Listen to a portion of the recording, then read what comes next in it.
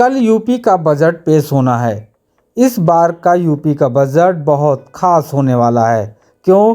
कारण है कि आगे आगामी चुनाव यानी 2024 का चुनाव बहुत ही अहम है। इस लिहाज से यूपी का बजट और ज़्यादा अहम हो जाता है। ऐसे में आम आदमी भी आशान्वित है कि डबल इंजन की सरकार है, वो हमको क्या देगी।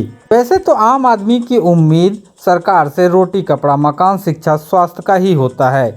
इसी बात को लेकर यानी उम्मीद को लेकर हम जनता के बीच गए और उनसे उनका मन जाना कि आखिर वो सरकार से किन उम्मीदों को लगा के बैठे हैं इस बार के बजट से। यूपी का बजट कल पेश होने वाला है। आप युवा हैं, क्या उम्मीद लगाए हैं? हमारी उम्मीद तो यही है कि सरकार को रोज़गार पर ध्यान देना चाहिए, क्योंकि रोज़गार की जो व्यवस्थाएं हैं बिल्कुल चरमरा सी गई हैं। काम नहीं है लोगों के पास, युवा बेरोज़गारी से त्रस्त है, इधर उधर काम नहीं मिल रहा लोगों को। और तमाम तरह की ये एक से एक बड़ी बड़ी इन्वेस्टर विज़िट, इससे पहले भी पता नहीं कितनी विज़िट्स हो चुकी हैं, मगर कुछ धरातल पे नहीं दिख रहा है। योगी जी बताते हैं कि 6 लाख करोड़ का निवेश, इसका निवेश, अब पता नहीं वो निवेश कहाँ हो रहा है। तो हम चाहते हैं कि वो जो इतनी बड़ी बड़ी मीटिंग्स हो रही यूपी में, उससे युवाओं को लाभ मिले, रोज़गार मिले। और जो महंगाई बढ़ रही है दिन प्रतिदिन, शिक्षा महंगी हो रही है। तो मेन चीज़ देखिए, मेन जो है आम मिडिल क्लास फैमिली के लिए रोटी कपड़ा मकान यही सब है। तो भाई महंगाई पे कंट्रोल हो, रोज़गार मिले युवाओं को। शिक्षा नीति में जो इतनी महंगी होती जा रही है पढ़ाई लिखाई, वो थोड़ी सस्ती हो, मेडिकल सुविधा में लाभ मिले जनता को, यही सब चाहते हैं। बस मेन तो यही है। आपको क्या उम्मीदें हैं इस बजट को लेकर सरकार से? देखिए, उत्तर प्रदेश में डबल इंजन की योगी सरकार, केंद्र सरकार के जो दिखाए गए निर्देश हैं या उसी रास्ते पे चल रही है। केंद्र सरकार के बजट ने हमें ये एक अंदाज़ा दे दिया कि इंफ्रास्ट्रक्चर पे सरकार का जो फोकस है वो इंफ्रास्ट्रक्चर पे है। सड़क है, बिजली, पानी, पुल। लेकिन स्टेट गवर्नमेंट के बजट से एक चीज़ की उम्मीद जो आम आदमी को रहती है वो ये है कि शिक्षा और स्वास्थ्य, इन दो चीज़ों पे फोकस होना चाहिए। शिक्षा को लेके जो सरकारी स्तर पे एलोकेशन है, जो बजट आ रहा है, उसका सही तरीके से उपयोग नहीं हो पा रहा है। कई बार वो बहुत कम होता है। बहुत शिक्षा का बजट कम होने की वजह से पिछले कई सालों से आरटी के अंतर्गत स्कूलों को मिलने वाला फीस प्रतिपूर्ति नहीं मिल पा रही है, जिसकी वजह से ही आरटी की पूरी योजना विफल हो गई है। राइट टू एजुकेशन एक कानून था, है कानून, जिसमें मौलिक अधिकार कोर्ट के द्वारा दिया गया कि बच्चों को शिक्षा का अधिकार मिलना चाहिए। इसी के अंतर्गत ही आरटी का कार्यक्रम शुरू हुआ, लेकिन यह बिल्कुल ख़त्म होने के कगार पे है, क्योंकि सरकार इसमें बजट नहीं पास कर रही है। पिछले 5 सालों से 1 रुपया भी स्कूलों को नहीं दिया जा रहा है। तो मैं उम्मीद करूंगा सरकार से शिक्षा और स्वास्थ्य, अस्पताल, सरकारी अस्पतालों का हाल आप देख लीजिए, बद से बदतर होता जा रहा है। जो स्कूल, जो शहरों में जो हैं अस्पताल, जहाँ पे मंत्री और कैबिनेट मंत्री लगातार जाते हैं, वहाँ तो ठीक है, लेकिन थोड़ा इंटीरियर जाने पर आपकी जो PHCs है, जो प्राथमिक स्वास्थ्य केंद्र, उनकी हालत बहुत बदतर है। वहाँ पे दवाइयाँ, डॉक्टर भी नहीं उपलब्ध होते हैं, दवाइयाँ नहीं हैं। तो सरकार को इन दो चीज़ों पे बहुत ध्यान देना चाहिए, शिक्षा और स्वास्थ्य के ऊपर। ये बेसिक मूलभूत आवश्यकताएं हैं। अगर हम स्वस्थ रहेंगे तो हम खुद भी अपना जीवन यापन कर सकते हैं। सरकार से क्या उम्मीदें हैं आपको बजट को लेकर? हम चाह रहे हैं कि हमारी जो सरकार है काम अच्छे कर रही है, और आगे यही उम्मीद है कि आगे आने वाला बजट सबके हितकारी होगा और सबके लिए फ़ायदे के लिए काम करेगी सरकार। और आगे जब बजट आ जाएगा तो उसके बाद फिर व्याख्या होगी। अभी यही उम्मीद है कि सरकार जो काम करे पब्लिक के हित में करे, और यही उम्मीद करते हैं हम लोग कि जो बजट आएगा वो ठीक ही आना चाहिए। रोजगार की उम्मीदें लगा के लोग बैठे हैं, इस संबंध में क्या उम्मीद है?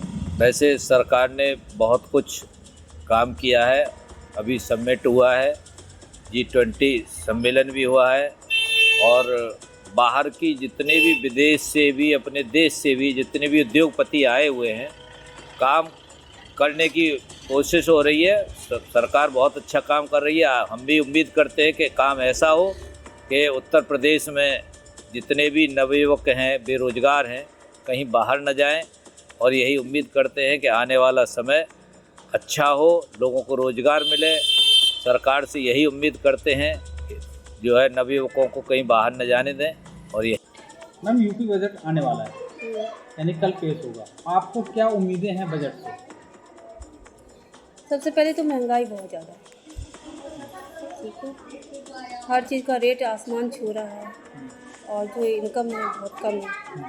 ठीक है, तो महंगाई सरकार कम करे। ऐसे में जो यूपी का बजट तो आ रहा है, लेकिन महंगाई आप कह रहे हैं, तो महंगाई से क्या आपके घर का बजट बिगड़ रहा है क्या? बिल्कुल, घर का बजट कोई भी सामान आप लेने जाइए तो उम्मीद से ज़्यादा है। इवन पेट्रोल देखिए कितना महंगा हो गया है, हर चीज़ पे रेट जो है दुगना हो गया है। गैस गैस का देख लीजिए, ठीक है, वैसे तो सिलेंडर सबको मिल गया है, लेकिन गैस कहाँ से लोग उसमें भरवाए, तो वही सब है। उत्तर प्रदेश सरकार का जो कल बजट पेश होने जा रहा है, यदि उस परिप्रेक्ष्य में हम बात करें तो पिछले बजट से इस साल का बजट थोड़ा सा ज़्यादा उम्मीद किया जा रहा है। सबसे ज़्यादा जो बजट में वृद्धि हुई थी वो 2017-18 के बजट में हुई थी। 16% की वृद्धि की गई थी जब राजेश अग्रवाल मुख्यमंत्री हुआ करते थे। इसी परिप्रेक्ष्य में अगर हम पिछले अनुमानों के आधार पर बात करें तो अब की बार भी करीब 6.5 लाख करोड़ का बजट जो अनुमानित किया गया है। ऐसे जब मीडिया जगत में तो कुछ इतनी भी खबरें आ रही हैं कि 7 लाख करोड़ का बजट हो सकता है, लेकिन कम से कम 6.5 लाख करोड़ का बजट ये अनुमानित है। अगर हम बात करें प्रथम जो वित्त मंत्री जो उत्तर प्रदेश के मुख्यमंत्री सीएम गोविंद वल्लभ पंत थे, जो उन्होंने 149 करोड़ रुपए का बजट पेश किया था, तो उस परिप्रेक्ष्य में तो ये बजट अब बहुत परिवर्तन आ चुका है पिछले इतने सालों में। अगर हम बजट के खर्च की बात करें तो जो बजट का खर्च है वो पिछले बजट में देखें तो 20.5% सरकार ने केवल विकास कार्यों पर खर्च किया था। यानी जो उसका जो पूंजीगत परिव्यय था वो 20.5% था। तो आगे हम इस संदर्भ में अगर देखें तो विकास कार्यों पर अब की बार भी खर्च थोड़े से बढ़ने की उम्मीद जताई जा रही है। केंद्रीय परियोजनाओं में सरकार का अंशदान जो है उसके भी बढ़ने की उम्मीद है इस बार। चूँकि 2024 में केंद्र सरकार के चुनाव प्रस्तावित हैं, तो आगामी लोकसभा चुनावों को ध्यान में रख करके अगर हम बात करें तो फिल्म सिटी, जेवर एयरपोर्ट, एक्सप्रेसवे, कानपुर गोरखपुर या कानपुर गोरखपुर शहरों में मेट्रो परियोजनाएं, ये सब पर थोड़ा सा फोकस रहने की संभावना ज़्यादा है।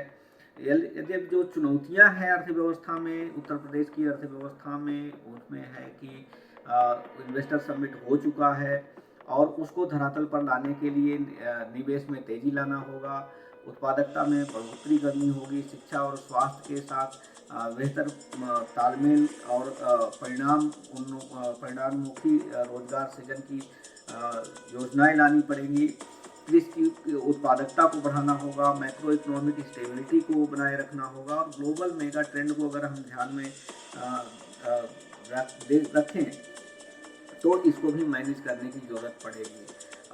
और एक चीज़ मैं इसमें कह सकता हूँ कि इस बार के बजट में किसानों, महिलाओं और ख़ास करके ढांचागत विकास पर विशेष जोर दिया जाने वाला है, क्योंकि इन्वेस्टर समिट में इसमें कह सकता हूँ कि इस बार के बजट में किसानों, महिलाओं और ख़ास करके ढांचागत विकास पर विशेष जोर दिया जाने वाला है, क्योंकि इन्वेस्टर समिट में जितने भी परियोजनाओं के लिए MOU साइन हुए हैं उनके लिए ढांचागत सुविधाओं का विकास करना एक समय की ज़रूरत है।